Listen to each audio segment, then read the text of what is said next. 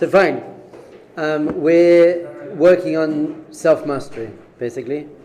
We said self-mastery is one expression of self-mastery is that you don't react, you respond. Reaction means you're basically controlling how I think, feel, and act. I'm just reacting. And maybe I've just had this idea, reacting means I'm acting in the same way as I always acted. I'm reacting.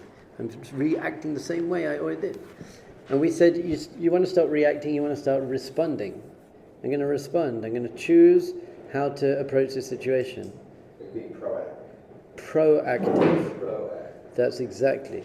So you become a pro at being active rather than just being reactive. Rather than just repeating the same mistakes, you become a pro. There we go. So we said most people are completely controlled by the external world. And we said yesterday that there are 3 healthy responses to challenges in the external world. The challenge might be a difficult boss. The challenge might be a financial situation, a medical situation, a relationship, whatever it is. Any challenge you ever face in your life, you're going to miss the plane. Any challenge you face in your life, you have 3 healthy, positive responses. Number 1, try and change that situation. Talk to that person and communicate. Say, I don't like how you're treating me. I want you to pay me more. Change the situation. If you don't like the situation, do what you can to change the situation. Second positive response is, if you can't change the situation, then leave. Get out of there. It's not the right job for you. It's not the right relationship for you. If you're outside in the heat, it's very hot and it's very sunny, if you got an umbrella, then you can change that situation, or leave the situation, go inside into the air conditioning. The third option, if you can't change the situation or leave the situation, is accept and adapt, which means change yourself. That means you can feel your pain, it can be a struggle, it can be difficult for you, but rather than being a victim, you say, this is my situation, there's nothing I can do about it, so I might as well make the most of it, become stronger, more resilient, more kind, more empathetic, become a greater person. Use your challenges and your pain to become a greater person. Today, pardon? Yeah. Number 4 is stay and complain and be a victim. Number 5, become an alcoholic. Number 6, kill yourself. Those aren't so healthy. Now, here we go. We want to talk today, and we have been talking a lot about your character traits. Your character traits, they don't define you in your essence, because in your essence you're a soul. But whilst you're a soul in a body, what really says most about you is your character traits. So we said, what is a great person? How do you define a great person? Is it how much money they have? No. Is it how good they are at football? No. Is it how good looking they are? So what is it? How do you define it? What makes someone great? So we said there are 2 things that make someone great. Number 1, character traits. They are kind, resilient, passionate, motivated, non-judgmental, not being a victim. They've let go of their negativity, anger, jealousy, hatred, doubt, guilt, anxiety. They let go of the bad. That's what makes a person great. He has a great personality. And the second thing we said was positive impact, making the world a better place. Are you actually walking around making the world around you a better place? It's a lot of coffee for one boy, but are you going to? You can. Down it. There we go. So, and we said also that your character traits create your experience of life, and your attitude to life creates your experience of life. So if you're a jealous person, that will ruin your life. If you're a greedy person, that will ruin your life. If you have bad character traits, you won't have a good life. If you have good character traits, you will have a good life. If you have patience, someone who has patience is much happier than someone who is very impatient. Someone who is non-judgmental is much happier and kinder than someone who is judgmental. It's very, very clear. And we said that this is an amazing definition because it's up to you. You get to choose how much you refine your character traits. Did you have a question, suggestion, complaint, or donation? Thank you. It usually does. So here we go. There are 2 prerequisites There are two prerequisites for working on your character traits. Number one, you have to feel good about yourself. If you don't actually feel good about yourself, it's very hard to face what's not so good about yourself. It makes you feel down, put yourself down. And we gave you lots of classes on self-respect and self-esteem. The basic key to self-respect and self-esteem is live up to your values. Do what you know is right. If you keep letting yourself down, then it's hard to have self-respect. If you keep saying, I shouldn't do this, but then you do it, it's hard to have self-respect. If you keep saying, I should do this, but you don't do it, hard to have self-respect. So basically the key to self-respect, self-esteem is, if you shouldn't do it, don't do it. If you should do it, do it. Live up to your values, do what you know is right. Then you can look at yourself in the mirror at the end of the day and feel proud of yourself and say, you know what, I'm living up to the person I can really be. That's it. So, and you don't have to be perfect. You have to be moving in that direction. So before we can start clearing up your negative character traits, you need to have a list of your positive character traits. What I like about myself, I'm disciplined, I'm a good friend, I'm hardworking, I'm kind, whatever it is. The second major prerequisite to working on your negative character traits is to never ever identify with them. They aren't you, they don't define you. You should never say, I am an angry person. You should say, I struggle with anger. You should never say, I am a high anxiety person. You should say, I have lots of anxious thoughts.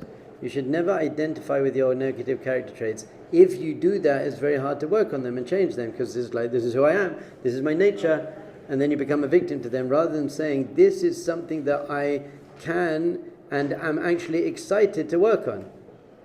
So if you go into personal growth with a sense of burden and pressure and guilt and shame, it won't work. You have to go into it with, and this is amazing, this is the game. I'm going to fix myself. The example we used last time was a mechanic. If you take a car with a broken engine to a mechanic, he doesn't get all upset and say, oh, well, it's broken, what can I do with this? The mechanic's very, very excited. Mechanics actually take apart engines in order to put them back together. So you have to see yourself as a mechanic. You're a person, you are fixing yourself.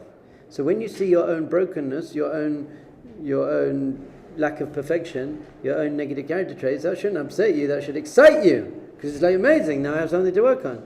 And the more I work on it, the better I'll become, the better my life will be. So it's actually a very exciting opportunity. Shalom Aleichem.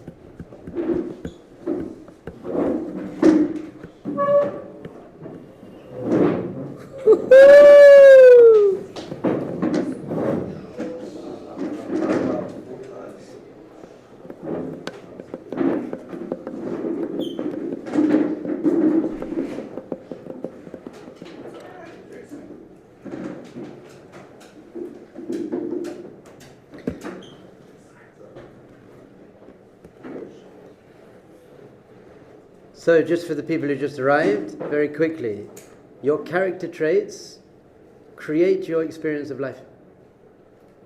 You think your external world creates your experience of life. I got a bad boss, bad weather, health issues, relationship issues, that girl said that, my friends with that girl, whatever it is, your team lost. You think that's creating your life, but it's not. Your attitude to life creates your life. If you have a good attitude to life, you'll have a good life. If you don't, you won't. If you have patience, you'll have a better life than if you have impatience. If you have appreciation, you'll have a better life than if you have greed. If you have self-worth, you'll have a better life than if you have jealousy. But most people nowadays have greed, lust, jealousy, low self-esteem or arrogance, and that's destroying your life. So it's very, very important for you to start working on refining your character traits, seeing as your whole life depends on it. That's it. That's where we got so far. So there are three major ways of working on your character traits. The first one I call create a state. Create a state. And I'm going to speak out how you do this. Do you understand the importance of this, by the way? I know you just walked in. Do you understand how important this is now?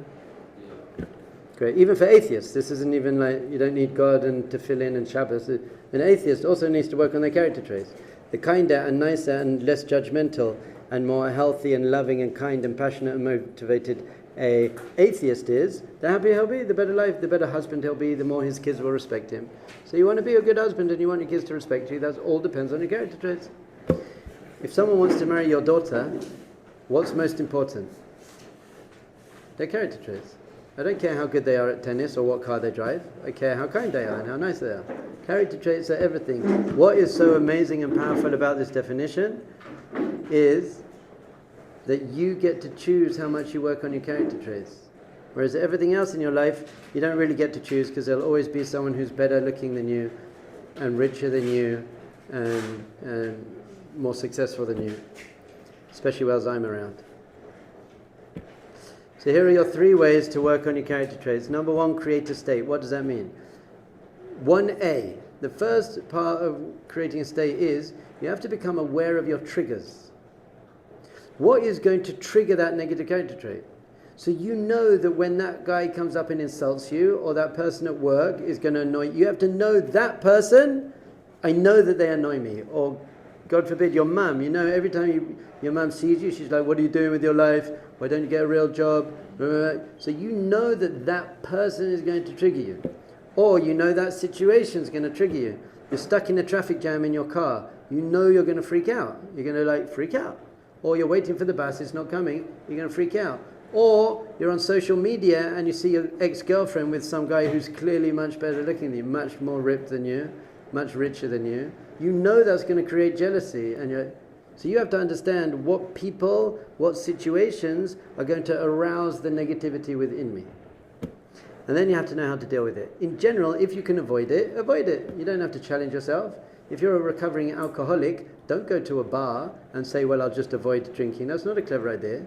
So if you aren't over your girlfriend yet, stop looking at her Instagram and stop listening to the music you used to listen to together. That's not a good idea. That's just going to bring up that pain and all your stuff again. So, or if that person, if there's a toxic relationship, avoid that person.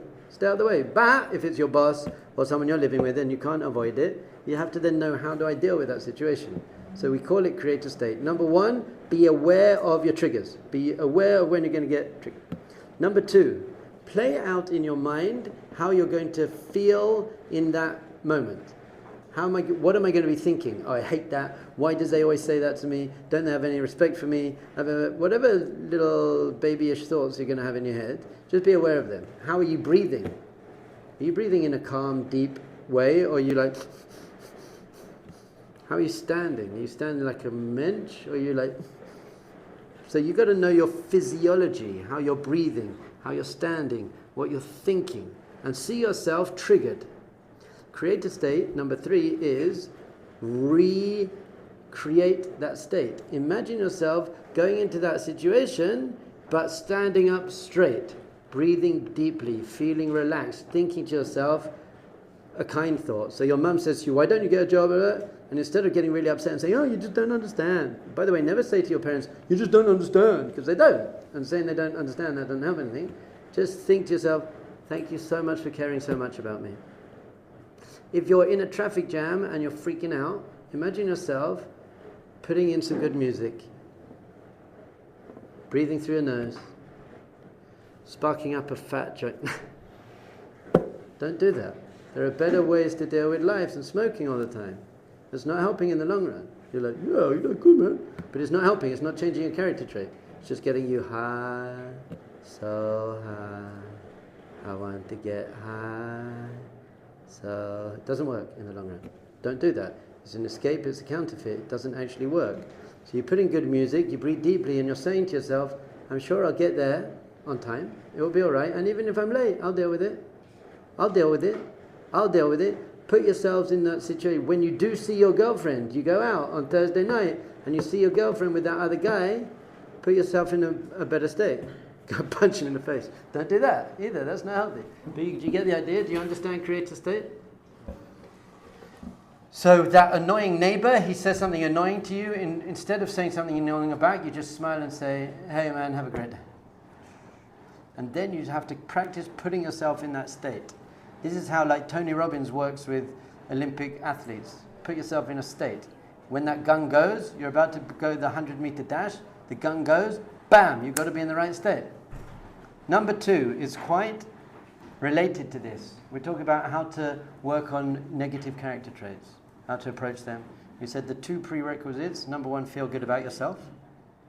And number 2, don't identify with the negative character traits. See them as an opportunity to work on them. So it's quite exciting rather than guilt and shame and what's wrong with me. It's the opposite. It's like, okay, I have something to fix, like a mechanic fixes a engine. So I'm excited to fix these negative things because I see that my negativity is destroying my life, so I can do something about it. So number 2, we just played create a state. Number 2, I call it the test.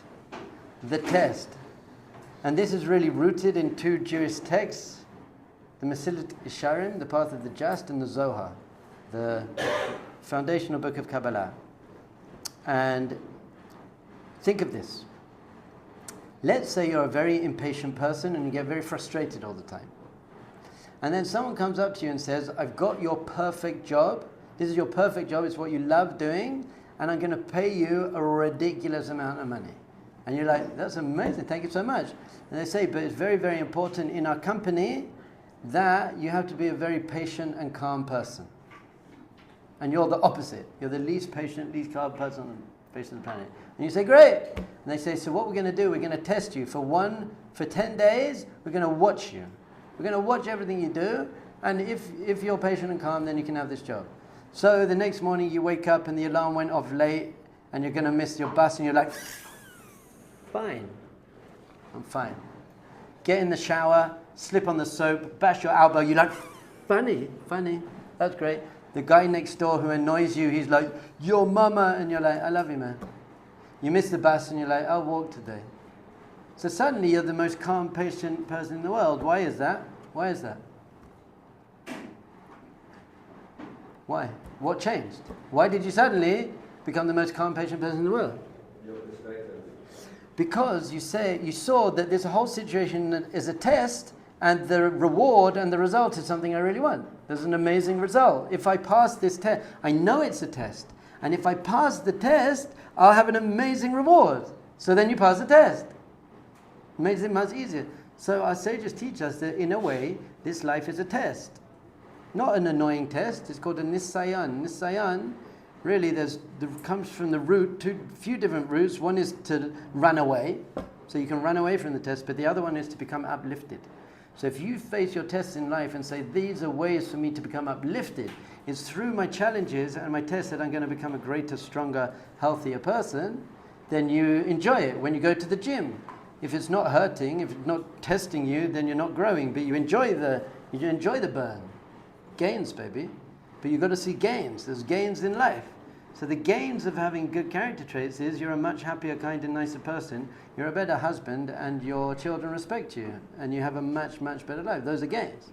So you have to see all your challenges in life as a test for you to become a greater person and look forward to them. So where does the Zohar teach it? It's a story. And we have to understand, whenever the Zohar speaks of kings and princes and things like that, it's really talking about God and the soul.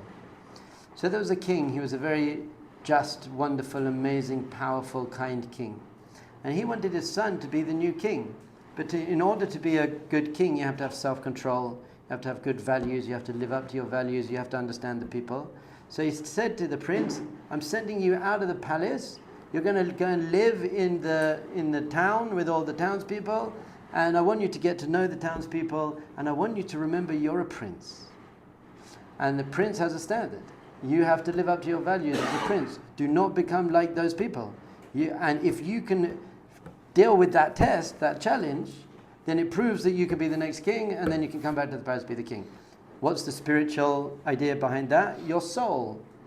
God created your soul was in heaven, and then the soul was sent down into this world, into a physical body, to test it. Can you maintain your spiritual purity in this world, or are you just going to it's going to be weed and Netflix and TikTok, whatever it is. So he's doing very well, the son. And so the king calls the most beautiful prostitute in the land. And he says to the prostitute, can you go and seduce my son? I want you to go and seduce him, see if you can, Why is he doing this? Not because he's an evil king. He wants to help his son. He wants him to test and grow. What is the prostitute in our big spiritual story? It's called the Yetzer Hara, which means the evil inclination. Your negative character traits, your negative mind, all of that negativity in your life is actually working for God. It's there to help you become a greater person. In fact, the Torah says that Hashem saw every day that it was good. It was good, it was good, good. On the last day, on the 6th day, it says Tov Me'od, very good. And the Midrash says, what is Me'od? Me'od is the Yetzer Hara. The best thing in your life is your Yetzer Hara, your negative inclination. Not because it feels good when you give into it. That's not why it's the best thing. That's why it's the worst thing. It's the best thing because that's what's making you a great person. If you don't have a training partner, you're not a great person. You'll never become a great person. I used to play lots of tennis. When you play tennis against someone who's not very good, you're not growing. When you play tennis against someone who's much better than you can't hit the ball, you're not growing. You've got to play someone at your standard, at your level, maybe a little bit higher than you, that's pushing you to grow. So the Yetzer Hara and all these tests in life are there for you to grow. So the son, the prince is in the town and this prostitute is starting to seduce him and he's maybe getting a little bit weak. So one of the ministers in the palace, the king says, can you just go and tell my son that the prostitute's actually working for me? So the minister goes up to the son in the town and he says, I just want you to know, by the way, the prostitute's working for your father. It's just part of the test to see if you can overcome it. At that point, does the test become easier or harder? Easy. Much easier. It's like, oh, it's a test, I'm not doing it. So then he passes the test. So that's what we're saying. Your negative character traits and your challenges and that annoying person and the terrible things in your life, they're all, once you understand and you change your perspective completely and rather see that this is going against me and the world is against me, you actually see this is actually going for me, this is to help me become great, then you can pick up to the test. You can do this much easier to do it once you realize this is a test of my greatness. That's number 2. Number 1, create a state.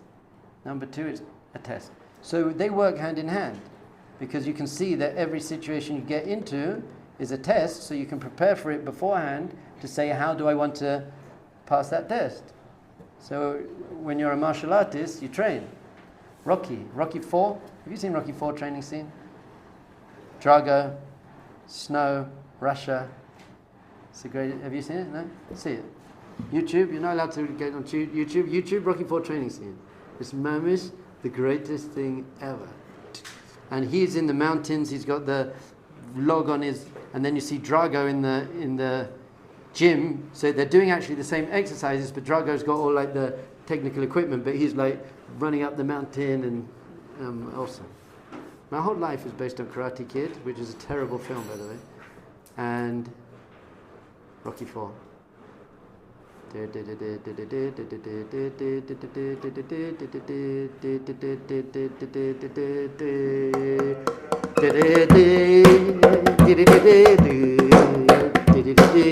That's my theme tune, that's my soundtrack in my head. That should be your alarm. So you have to face the world. You're Rocky. You're in that training scene. You're going to fight Drago. And Drago is your own inner demons. Bruce Lee would tell you. Bruce Lee's real name was Baruch Leibowitz. You've got to fight your inner demon. But once you realize that's part of the journey, Baruch Levine, I know, I missed it. So that's number 2. We don't have time for number 3, I have to go. But tomorrow we're going to do the 3rd way to deal with your negative character traits, how to work on them in a conscious and joyful way. Not guilt, not shame, not what's wrong with me, not the opposite actually. An opportunity to become the greatest person you can become. And if you become the greatest person you can become, then you'll be experiencing life on a much higher, better, greater, healthier level. Better Hashem, good Shabbos.